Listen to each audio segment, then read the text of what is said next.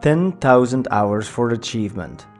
10,000 Hours for Achievement is based on the book Outliers by Malcolm Gladwell. Gladwell is a highly known journalist who wrote a couple of other books, and he is also the one who has the first to introduce the 10,000 hour rule. And what the rule really says is that if you put 10,000 hours in something, a skill or a niche, you will become great in this. Most people think that successful people, the outliers, become great by a series of big events, or that they just had the great hit. But the opposite is true. What people really make outliers is work. Putting in the work makes all the difference. 10,000 hours is the magic number that makes an ordinary person great. Outliers reach their incredible status by a combination of born ability, opportunity, and an utterly arbitrary advantage. This is what people see at the surface.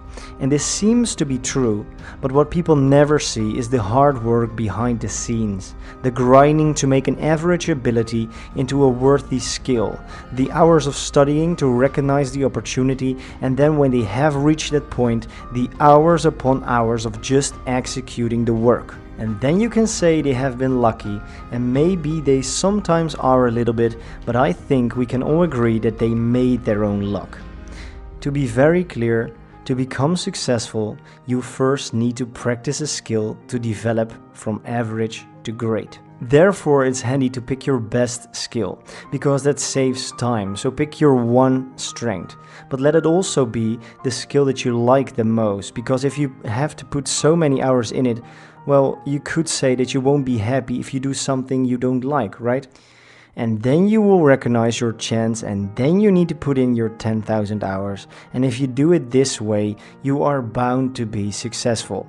So please come off that chair and start putting in the work, because 10,000 hours is 5 years practicing for 8 hours a day.